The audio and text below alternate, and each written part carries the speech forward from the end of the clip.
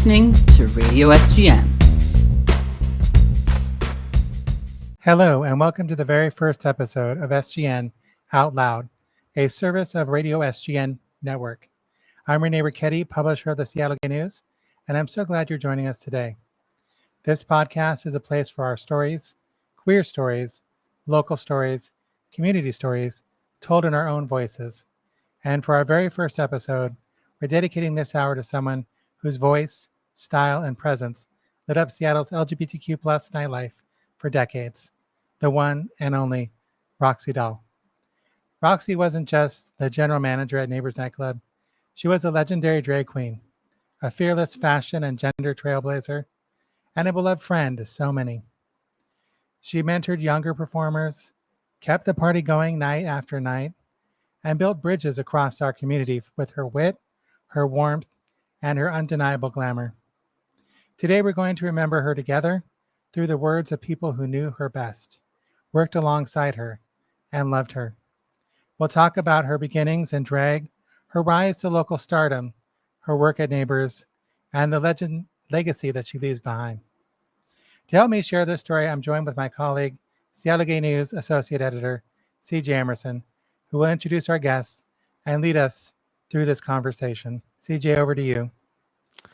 Hey everyone. Hi, my name is CJ Emerson. I'll be the moderator of this conversation. And thank you so much for tuning in. It is a joy and an honor to be here to celebrate Roxy Doll. It is my privilege, and I have some fantastic guests for you today. So let's waste no time. Let's jump into it. Our first guests are the two writers of our Roxy Doll obituary. They are two fantastic people, and I'm very lucky to call them my colleagues. Our managing editor, Madison Jones, and our Hello, staff everybody. writer, Nova Berger. Welcome, you two. Thank you for being here. Of course. Thank you, CJ. It's so wonderful to get to talk Yes. to everyone about the Roxy story that we worked on. Absolutely. Let's start from the beginning here. So where did this story start for you guys personally? Because I want to understand, what was your understanding of who Roxy was before you began this journey of building her obituary and seeing all these other perspectives of who Roxy was as a person, as a performer, and how did that understanding change in the days following her passing? Just from a partier perspective, I was completely unaware of how powerful the drag scene was, specifically in Seattle's history. I go to nightclubs a lot to dance at Barboza, but I had no idea just how deep and meaningful drag was for the whole city. Like, there were people at her performance who had traveled all over, and that was, or like from all over for this night, and that was really powerful. And you can see that this has been something that has been important to Seattle since the birth of all of dancing, which was like probably 100 years ago. So I didn't even realize that, and that was really cool. I don't know if Madison wants to add. Yeah. So as managing editor, I did a lot of the behind the scenes things, like collecting all of the community comments of folks who were sharing their personal connections and stories with Roxy Doll throughout the years. And there was just so many amazing things folks shared about, I was young and it was my first time, in the city in a gay bar. And then Roxy came and just swept me off my feet. And I'll never forget that night, that kind of wonderful memories that they shared. Yeah, so it really, go ahead. Yeah. You really put together an incredible array of pictures and messages and perspectives and thoughts, and just this real amazing collage of who Roxy was to the people around her. And from all these various things that were sent in about Roxy Doll, what left the longest lasting impression on you? Oh, that's a great question. Because, we got literally hundreds of comments. There were so many people who wanted to share their stories. I mean, maybe I'm a little biased because we're going to have this guest on later. Delulu Lemon Doll's story, I think, particularly stood out in my mind just because of that like connection, like as like what's the word I'm looking for? A drag performer, a drag daughter, if you will. There we go. To Roxy Doll, as well as that like personal story and relationship they've had throughout the years. So kind of a cop out answer, but No, there, it's a this fair works. answer. Yeah, no, I totally understand where you're coming from there. As we go on, I think a lot of people remember two sides to Roxy Doll. There is, of course, the side of Roxy, the drag queen, the actor, the showgirl. That's the most publicly facing Roxy, who loved the joy and craft that came from the performing arts. But there's also Roxy, the community organizer, the talent booker, the businesswoman, someone who didn't just host shows at Neighbors.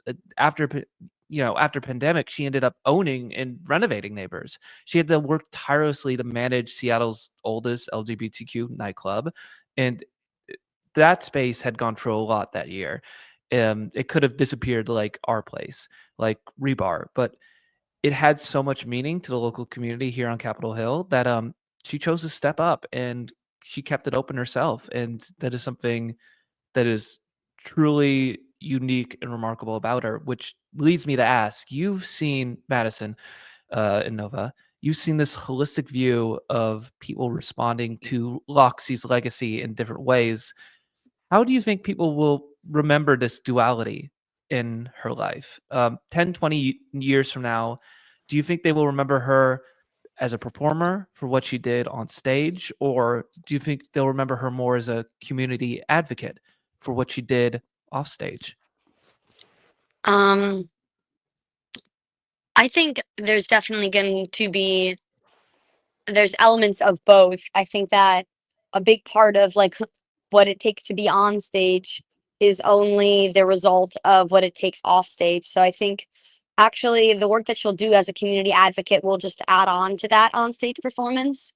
But I think in the next years, community will be really important, especially it's going to be a really tough time regardless of what happens. So I think that she will probably channel all that history and start doing more or be a part of those communities, I suppose, more in times of like needing to lean up against a beautiful community that she's made. um yeah. Thank you. Madison? Yeah, I mean, I think it's going to be a mix of both of those things, you know, with any major figure's legacy. I mean, I just feel like Roxy Doll was such a pillar of the LGBT community here in Seattle. And whether it be as a performer, a larger than life figure who really kind of had her own personal style of drag performance that really wasn't from I had both another guest who's going to be on, Boy Mike, as I was interviewing him, talked about how back in the day in the 80s and 90s when a lot of folks were more disco and that kind of vein, Roxy was very kind of like a rocker queen, very like all black, very kind of like really into like Joan Jett and that kind of like of style of music and performance. So she always had like a very like distinctive style there. But yeah, I feel like it's going to be both of those things. People are going to really cherish her memory. Fantastic. Let's hope they do. Thank you, Madison. Thank you, Nova. We've greatly appreciated your time. To better understand her impact, we'll now go back to the beginning. When we return, we'll be talking with Boy Mike, a legendary drag queen, columnist, and community icon. We'll be right back. This episode is sponsored by Seattle Gay News. If you didn't know, we're the third oldest queer newspaper in the country, having provided the latest ongoings in our local community for over 50 years. We've gone through a lot of turmoil in the past, covering the AIDS crisis, the recession of '08, among many other challenges. But right now, however, we're going through an unprecedented period where companies that previously advertised with us have withdrawn their support in their finances. We're under more stress to keep the lights on than we've ever been before, which is a shame as this is coinciding with a new wave of trans, non-binary, and genderqueer leaders coming into our newsroom and creating great work with us. We want to be a bridge for the next generation of queer journalists. And with your support, we can achieve that mission and reach our fullest potential, creating more stories, art, and culture for King County locals in the process. We'd love for you to donate if you can. But even if you don't have much to give, simply checking on our website every week and reading the work of our incredible journalists, that'll help us sustain the next 2, 5, 10 years of our future. Simply go to www.sgn.org. Once again, that's www.sgn.org to read the best from a local queer institution. All right. Our next guest, welcome back, everyone. Our next guest is a Seattle performer and a club fixture, both parts beloved and infamous.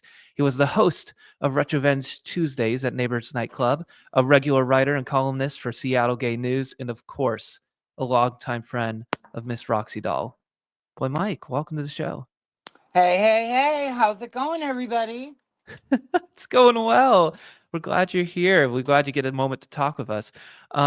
So let's start like very, very much from the beginning. You, if we, you met Roxy when you were both teenagers, right? Just 14 years old. Do you remember 14, that day? maybe 15 and a half, somewhere in there. 15 and a half? Do you remember that day when you first met Roxy? Yes, I do. I was at a club called The Monastery. Look it up, it's Oh, infamous. And it was kind of an all ages gay club. And I had gone there for the first time. I think it was I think it was a sophomore in high school, maybe, or ninth grade, and they had this seating area where they had airplane seats, and they'd play like Boy George videos and things like that. And I was sitting down there with my friend from high school who brought me there, and Roxy came up to me and sat on my lap. None of them could tell if I was a guy or girl. None of the people that would be my future lifetime friends. I was confusing them. They'd come up, they'd talk to me, and then they'd hear a high voice, and they'd be like, "Well, that must be a woman." And then they'd be, "Well, God, they're like 6 foot tall. Maybe it's a man." And they're like, "Well, does it have boobs, or does it have anything else?" And so Roxy had the balls, literally, to come up to me and sit oh, on my lap and grab for the boobs, right? Well, I was overweight, so of course I had boobs. So she comes back to report to her friends what her detective work had done. And then I guess it was Roxy's idea to go downtown a little more, shall I say, and try to grab that. And so okay. I pushed her off. So I pushed her off, so she never really found out. And they were like, "What's your name?" I'm like, "Boy Mike." And they're like, "Well, if you're a girl, why's your name Boy Mike?" I go, "Well, I like Boy George, so it's Boy Mike." So anyways, after that we were we were like best friends from then on out. And from the monastery we went to the Bourne Street Disco, which is what City Beat turned into. And then we went to Scoochie's over by Seattle Center, which is no longer there, City Beat, and Club Broadway. And what's interesting is we were known as club kids before the term was coined. Okay. um there were certain people that stuck out in the crowd. Mario Diaz, I don't know if you know who that is or not, but myself and Roxy and a few handful of others that are no longer around anymore. But Knock on Wood by Amy Stewart would come on, and it was an event. Every night they would play Knock on Wood, and Roxy would go out there and she would look like she was in cahoots with Satan with the looks on her Oh face. my God. I mean, she looked like I used to joke, I said, "Girl, did you pass that kidney stone yet?" Because if you've ever seen her perform, she has this pained look on her face. And so that was always my joke: "Have you passed that kidney stone yet?" And and she's like, "Screw you, Boy Mike." I'd razz her about it. And so she had a very possessive way of performing, and she was voguing before anybody had heard of voguing before. That was her Really? style of dance, was voguing. And she'd pose for a long time. She'd wear leggings and high heels. She would wear blouses or androgynous outfits, but she would never wear boobs. But she would always wear the high heels, and her hair was always black and ratted out. Sometimes she'd wear headbands and things like that. And everybody would clear the dance floor, and Roxy would do knock on wood. And then later on in the night, it would be my turn. I'd be dressed like Boy George, and they'd, clear space for me. So it was kind of like a ritual in the clubs every week for Roxy and I for many years. Wow, that's a wild ride of a story. Thank you for And telling me. we would Uh, get dressed up just to go sit in the studio audience of Northwest Afternoon, which was a local TV show, just waiting for the camera to pass us by oh because wow. we were just media whores. So we would do anything for attention. Wha- They didn't, as I said in the interview, we were doing drag before we even knew we were doing drag because I was doing the Boy George thing, and Boy George just wore like long shirts, no boobs, the hat and the braids and all that. And I already described how Roxy was. And so we were kind of doing our own version of drag, with full makeup and stuff before we even knew what we were doing. And I Roxy was I would love voguing before anybody. I would love to ask about that because it seems like a large part of your early friendship and how you guys connected was those questions of gender, of experimenting, of finding. You've clearly both had a love for the spotlight and figuring those things out before you realized that you could do drag for a living. And I wanted to Right. ask, in those early days, in the times where you guys were club kids, street kids, what did she Roxy what were what did she tell you about who she was when she was younger and her past? And then also what did she tell you about like her hopes for the future? Who did Roxy Doll want to become?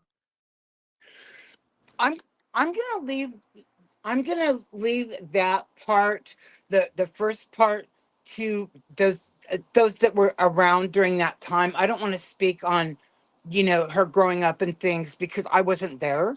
I can only really comment on, from when we met forward. But honestly, we didn't have big hopes and dreams.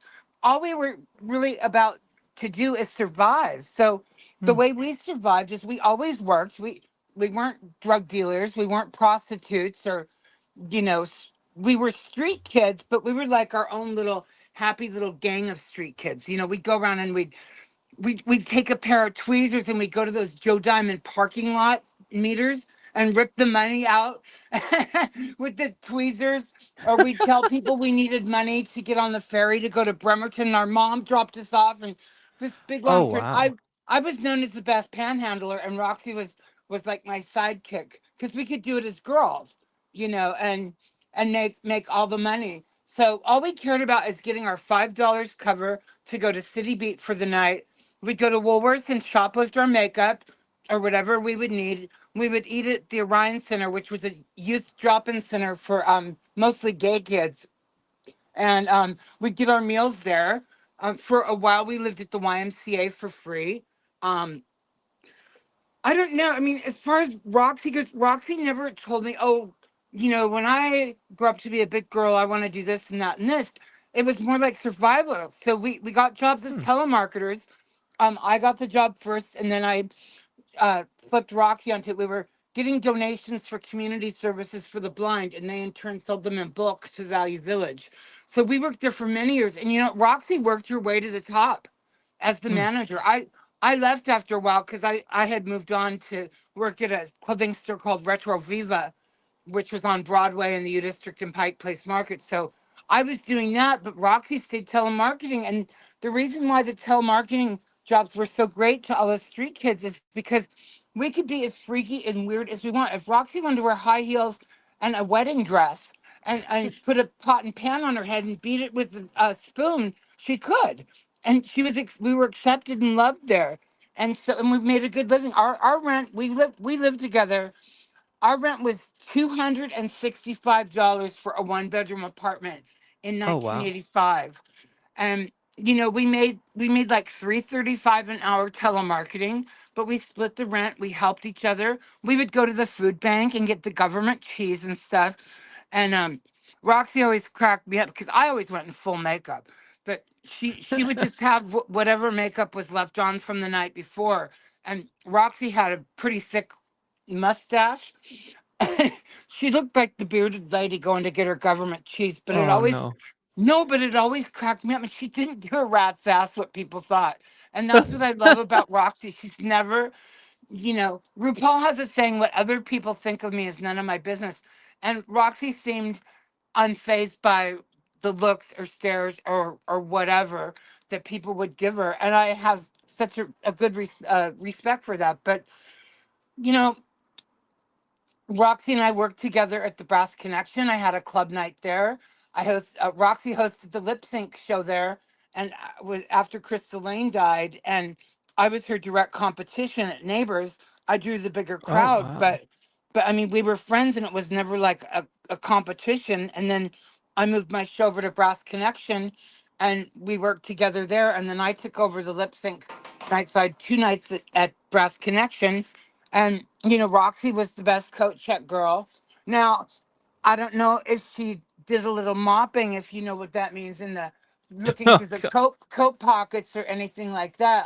I have to plead the fifth because she's no longer here, but I sure hope she didn't, because that would be a sin. Mm.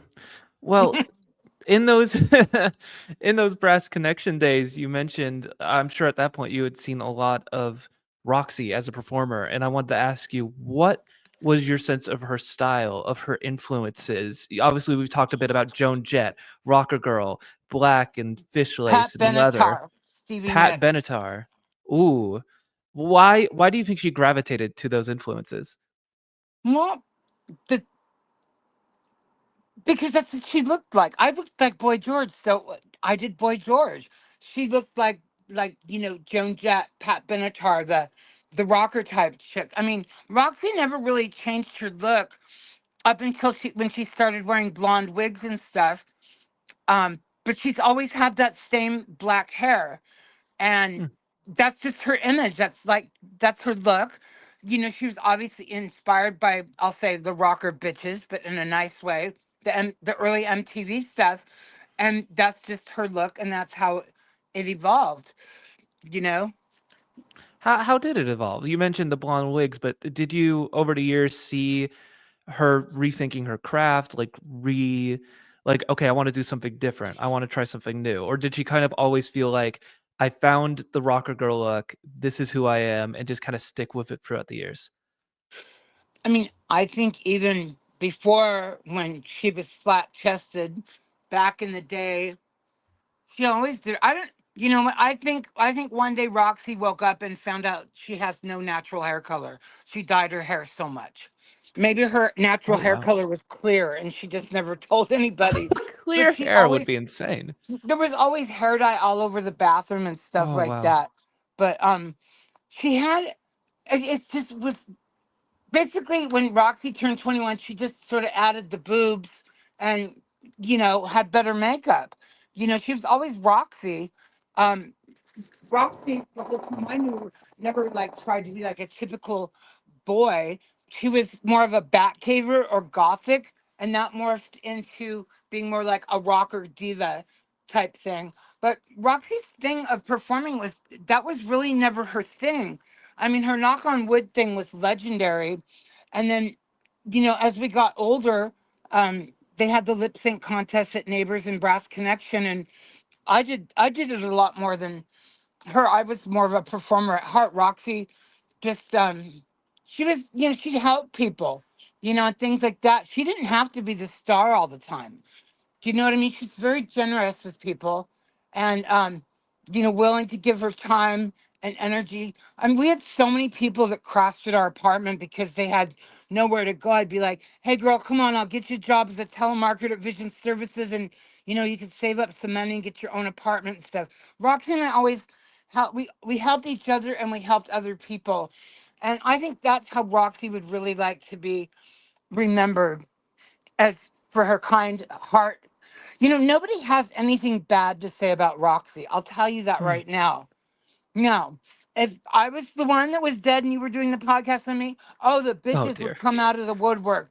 They either love me or hate me. There's no in between. But with Roxy, honestly, you would have to dig deep and hard to find someone that has an unkind word to say about Roxy. She was Wow. just a very kind, gentle soul. And I really, in my mind, that's how she should be remembered, more so than having the shows and offering a platform for drag. Because when she started doing that, I had moved on to Las Vegas. I started an evening at La Cage at the Riviera Casino, so I kind of made it. But we always stayed in touch. I always came in for holidays. I would do her shows and stuff if she had one, and our friendship always. I was gone for 20 years to Southern California, and playing in Las Vegas and all over the place with the Dream Girls review with Yeah. legends like Chanel and Chad Michaels and stuff. But I came back and we just pick up where we left off. I was one of the words you've continually used is this idea of surviving, of just getting out there and doing what you can and making Right. it where you can and just survive. Do you feel like that fueled and defined a lot of what Roxy did, both in terms of just this kind of very active, constantly doing something nature where you're just like, let's go, let's make it happen. Telemarketing, yes, let's do this, let's do that, let's do that. We're moving on to this. But do you think it Right. also fueled that part of her that was able to occasionally stop and slow down and look around her and say, who are the other local queens that I can help? Who are the people who are in need who I can provide resources to? Do you think it was Right. that basic idea of survival? Yeah, in the beginning, and like I said, we would take in the little street urchins off the street and feed them and give them a job and stuff like that. It all started out with that, and then later on, when her and I had, avenues to help them become a better performer, whether it be a lip sync contest or guest starring at her show or my show or Crystal Lane's show or whatever, that was our way of helping them also. Roxy's always been a kind person and always there, the first person there to help someone if they were hungry, needed a pair of high heels to perform in, needed a space to perform in, whatever. She was always there for people. And for me, that's what she'll always be remembered by. I mean, who wouldn't want to pass on and not have one person be able to say a negative thing about you? I mean, that is an accomplishment in life for That very Roxy, much in my is. opinion. That very much is. I'd have to agree with you. Yeah. Do you think back then that did you ever think back then that when you were working those clubs, did you ever think she would end up essentially running a club, running the show behind the scenes like she ultimately did with Neighbors? Well, in a sense, she kind of was like, okay, the owner of Brass Connection. After Crystal Lane died, that club went in the hole. I mean, it was really horrible. And I was there, Roxy was there. Roxy was basically the assistant manager over there. So I knew I had potential, but nobody ever would think about the COVID and all the stuff that happened later on to Neighbors.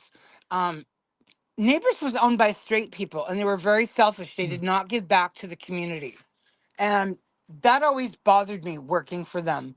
And I never really thought that anything would happen to Neighbors. It was just a place that was always there. It was always owned by the same people since like 1983, and you just kind of get in a rut. You just think it's always going to be there and nothing's ever going to change. So I never really thought about it. But when I think about it, she did have it in her. She worked her way up to the manager at Vision Services for the Blind Telemarketing, worked her way up basically to assistant manager at Brass Connection. And then when all the COVID and stuff, she just naturally took over. She exceeded my expectations. Let's put it that way.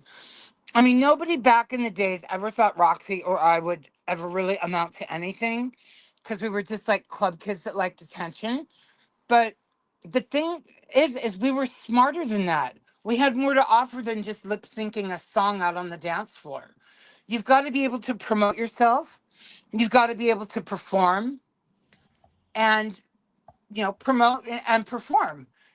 And a lot of people can be a good performer and not promote themselves. So if you don't promote yourselves, you don't have a show, and vice versa. So Yeah. you've got to be all encompassing, and Roxy was able to do that. And not a lot of queens are one trick ponies. Do you know what I mean? Roxy had her fingers in a lot of pies, and she Hmm. sampled from each one of those pies and took them all and made her own pie. You know what I'm saying? Oh, yeah, no, She, I absolutely know what you're saying. This idea of one of the reasons I think Roxy is so beloved is that she, unlike a lot of, there are many, many queens on here in Seattle and Capitol Hill, but I think fewer have also bridged the gap to how can I take my performance? How can I take this love that the community has for me and then right. return that to the community? But I also think Yeah.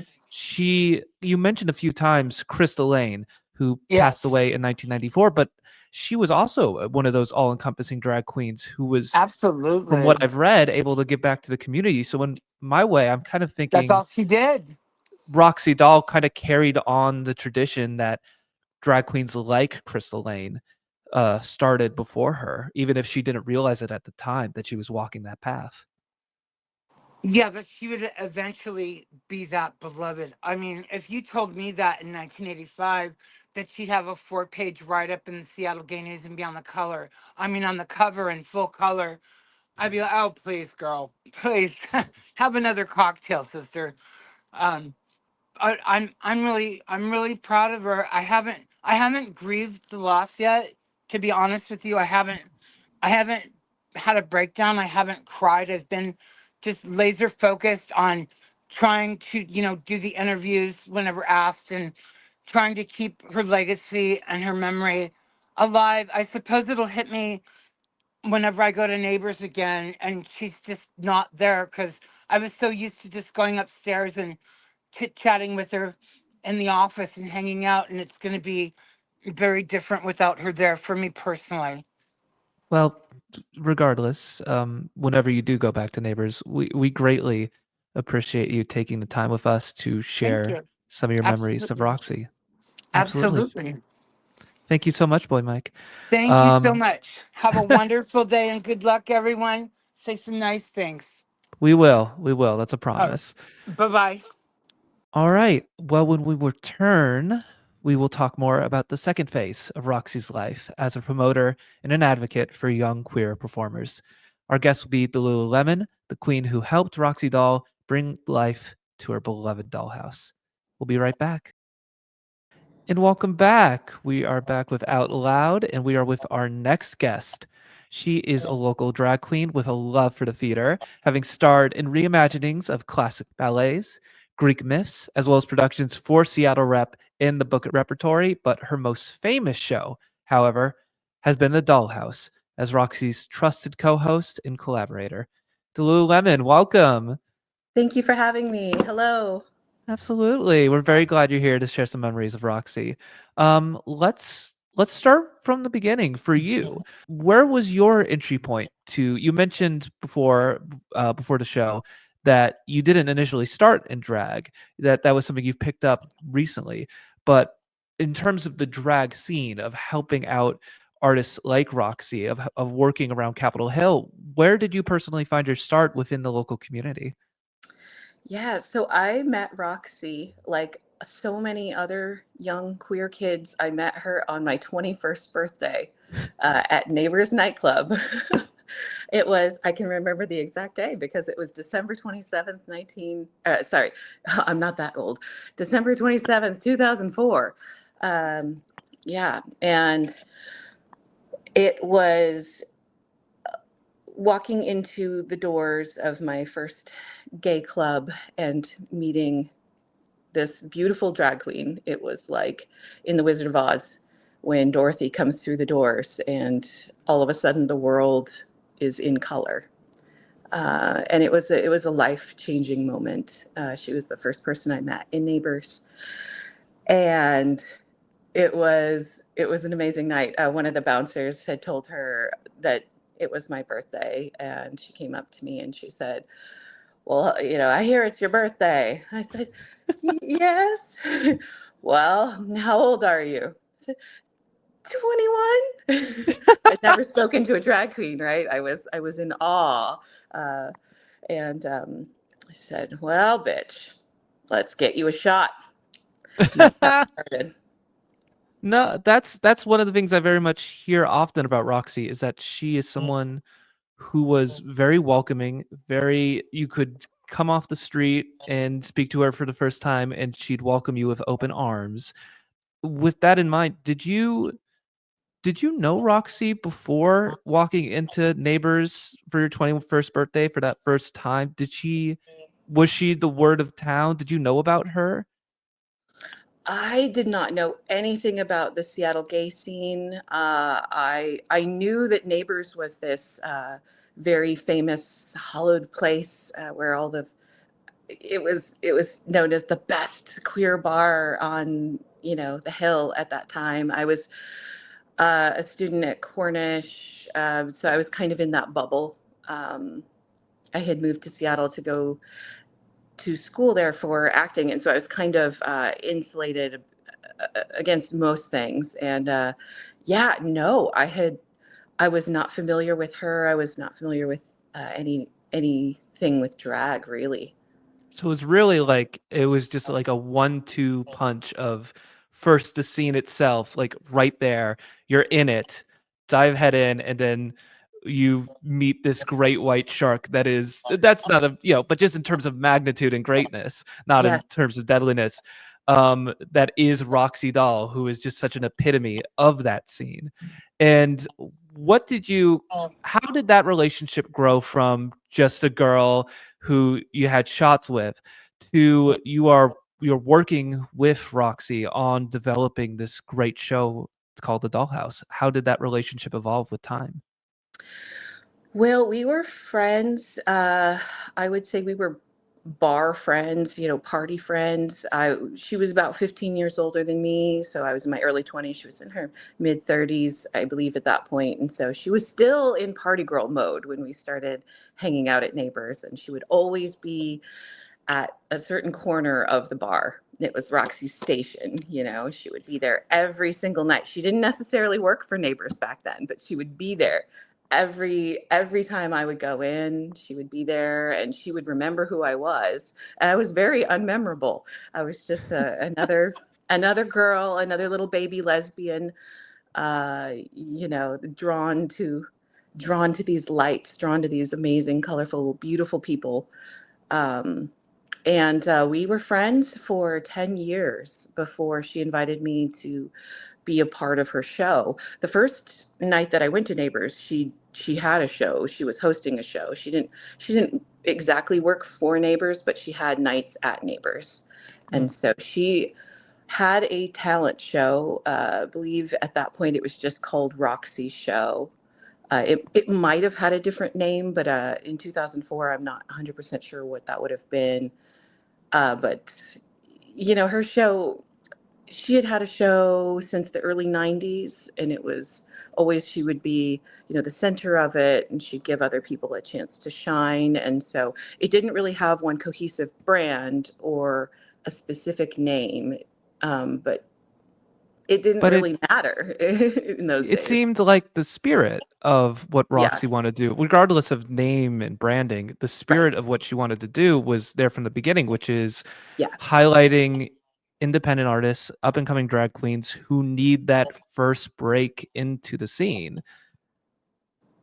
Yes, absolutely. I would say she had already been doing the dollhouse before it had a name. And when I came, I just brought a background in personal branding and marketing, and kind of encouraged her to let's pick one name and go with it, and let's make this a little more organized and cohesive. And It, that yeah. started a 10-year journey of working together on the dollhouse. It sounds As like you guys had a lot of time to talk about what you wanted the dollhouse to be and what it should grow into. Mhm. Do you did Roxy ever talk to you about what the dollhouse meant to her, why she wanted this platform, this show to highlight other artists? Absolutely. She talked about it every single show, why she felt that it was important. She believed that it was vital to have a weekly free open stage where any artist of any background, any sexuality, any gender, any personal identity could do whatever they wanted for 6 minutes, without censorship, without worrying about. A lot of the bars like to control what you do. They want you to stay top 40, or, the rock clubs want you to do rock, the pop clubs want you to do pop, and maybe the same 5 artists you see over and over and over again. At Roxy, she wasn't into that. She wanted you to be able to do the weirder, the better, the crazier, the better. I saw some insane things on the Dollhouse stage over the years, and it was wonderful. Just the way that she encouraged people to be themselves, to express themselves, and you could be a different person every single week if you wanted to. She was a big believer in, that rock and roll mentality of anti-establishment, go against the grain, art for art's sake, Absolutely. Yeah. Yeah. How did she change when 2020 happened, the pandemic, and Neighbors, the previous owners that were there, they had, they closed the doors. The place was going through a state of squatting, break-ins, disrepair. And she decided to step up and take care of Neighbors on her own, to become not just a host, but an owner, a manager. Do you feel that changed Roxy at all, or was she kind of her same old self? Yes, I think that changed her. I think that there was another event that had started this change from, still more in party mode, still more wanting to perform on the weekly, and that was when she had her stroke. She had a major health issue, and I think that made her first real brush with death. I think awoke a lot of things in her, and she was a different person after that. I would say, at least I perceived her to be a little more serious, a little more thinking long term, thinking about legacy, thinking about the community. She always thought about the community, but she became like laser focused towards doing the most that she could possibly do while she was still here. And it lit a fire under her. And COVID absolutely did the same thing, because right as she was getting healthy again and getting back out there and performing 4 or 5 times a show, which is crazy, amazing, inspirational. I only do 3 on a good night. And but yeah, I would say that she just poured absolutely everything when she had the chance, when the clubs were reopening, when it looked like we were going back to normalcy. I think she knew how important queer spaces were for the community. I know she believes that they're basically our churches, or it fulfill a role like that for our community, and she knew it was so important to get the doors open and make sure it survived for the next generation, because she Absolutely. was all about legacy. And yeah. Yeah. I wonder if, I don't want to speculate on where Roxy was and what influenced her decisions too much, but we were just talking with Boy Mike, in this idea of survival of someone who consistently had to find her way and needed to take take the tough route, and had to, nothing was to be taken for granted, and everything had to be appreciated in the here and now. And I wonder if she had an understanding of how fragile or finite things were because of that experience, that she couldn't rest her laurels, because it's not, because having success in that moment, even in the days when Neighbors, in the good days, I'm sure she had good days running Neighbors. I wonder if she had an understanding of, like, that's not guaranteed tomorrow. I need to keep working, because I want to make sure this is here 1 year, 3 year, 5 years down the line, 10, 20, and there's no guarantee of the years after me. Absolutely. Yeah, she was very aware of that. I would say every show that I ever did with her, which is weekly for 10 years, 11 by the end, she would say, as long as we have the show next week, we could be canceled next week. They could, you know, pull the rug out from under me again, and we'd have to start over in a new space. But there was always this feeling of, we might not be here next week. Mm. I might not be here next week, referring to herself, being alive, because she talked about death a lot Yeah. throughout the years, constantly. She was had a morbid sensibility, I'd say, and was very aware of death and mortality, and the mortality of things too, of shows and of beginnings and of ends. And yeah, she always felt like this pressure to have a good show, have a strong show, keep the numbers up, get more performers, do well, because if we don't, one bad show and it could all go away. And Yeah. she never let herself rest. And she would always say, it's my responsibility. And she wanted to keep it going. She's kept it going for 37 years, her show, and she wanted to keep it going another 37. And I really thought she was going Yeah. to. Do We all you did. do you ever wish she gave herself more rest, or was the work simply there are people where for them the work isn't this second thing in life that is in the way. It is part of life. It's the purpose, it's the mission. Do you think she kind of lived for the work, or do you think she would have appreciated more times where she could slow down and appreciate life?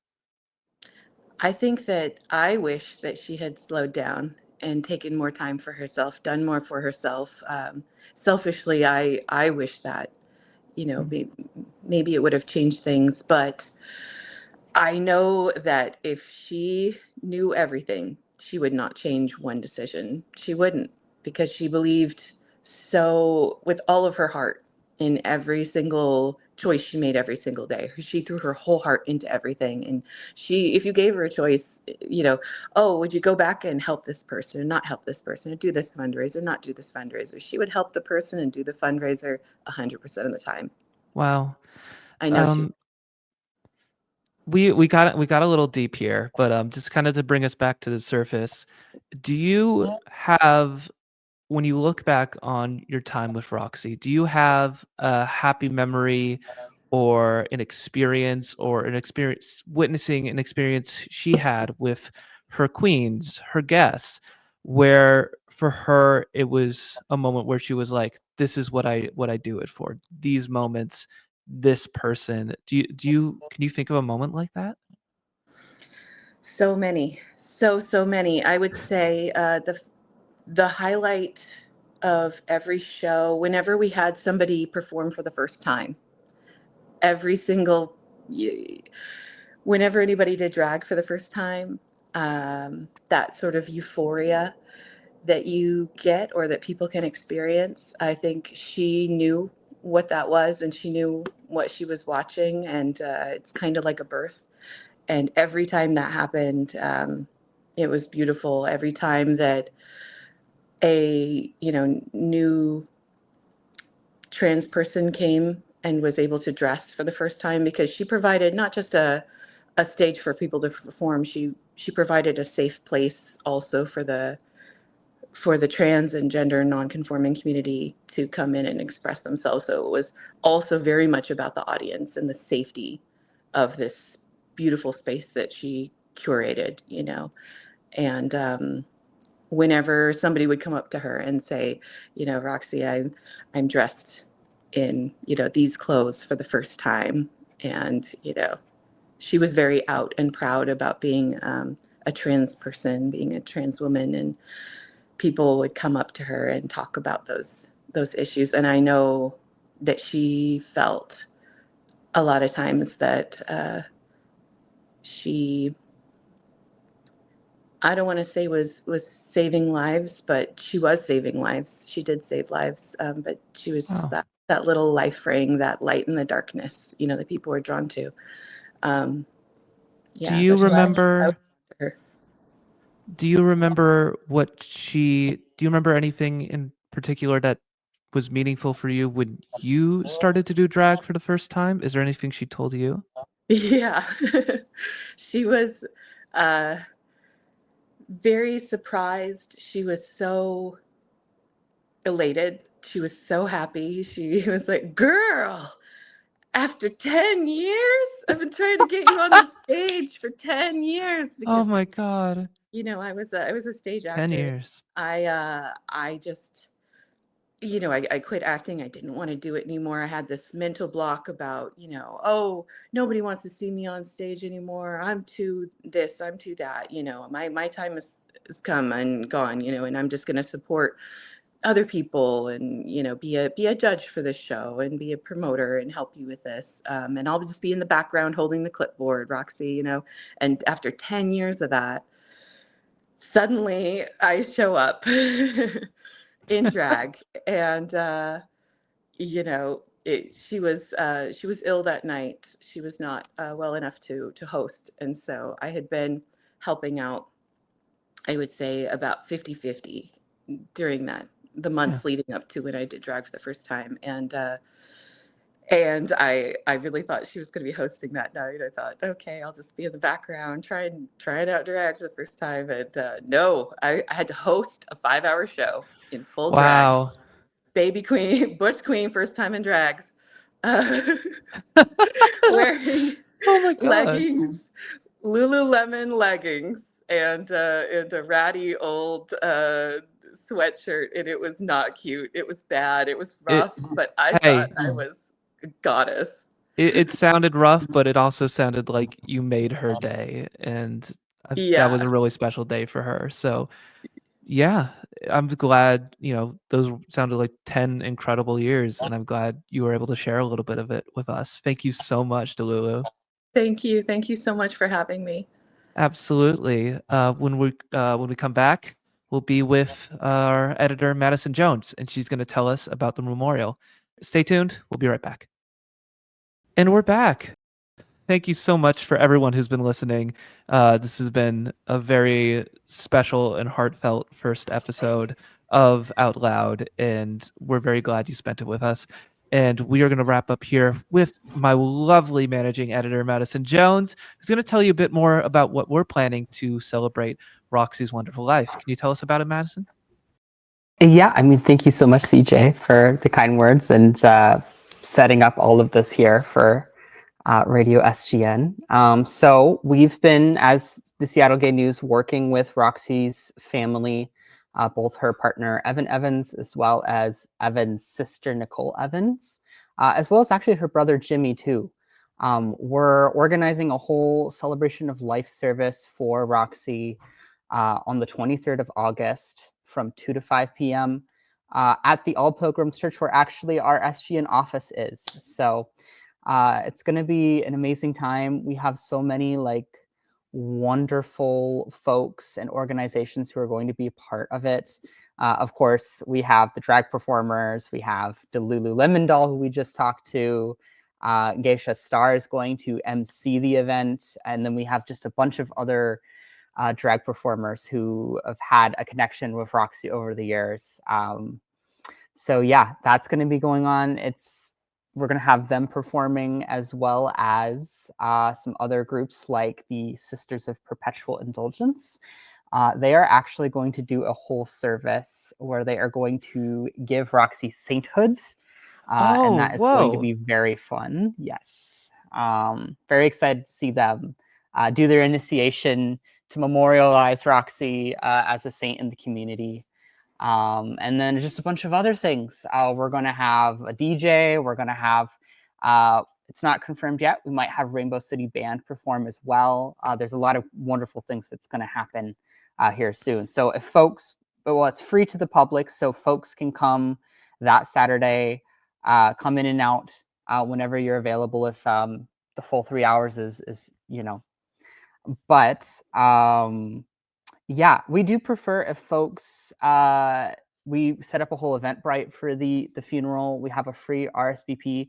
It's just to give us a good ballpark about the number of people who are interested, because we're also going to have some like catering and some other things. So we just want to make sure we're adjusting things to the amount of people. Ideally, we would love to have as many people as possible to come and really celebrate Roxy's memory. And just one last thing, we're going to have some things from Roxy at the celebration of life service as well. She was an avid collector of dolls, as Evan, her partner, told me when we interviewed. So those dolls are going to be on display. There's going to be so many wonderful things. So yeah, we really encourage folks to come and celebrate with us. Absolutely. That sounds like a blast. And I think that's exactly how Roxy would want it. Don't go out with a whimper, go out with a bang, you know? And it is Absolutely. going to be one hell of a bang. Come see it. Once again, details August 23rd from 2 to 5 p.m. We're going to be remembering Roxy Doll here at the All Pilgrims Church on 500 Broadway East. Be there Saturday. It is going to be one hell of a time. And we are going to celebrate Roxy in all her glory. So, with that being said, this is the end of our show. Thank you so much for listening to this very first episode of Out Loud. I want to thank all of our guests, Nova Berger, Madison Jones, Boyd Mike, and Delulu Lemon Doll for their time here. This show was produced by our wonderful publisher, Renee Raketty. And yeah, I've been your host, CJ Emerson. I hope you have a wonderful rest of your day. Stay loud, stay proud, and we will see you on the next one. Take care now.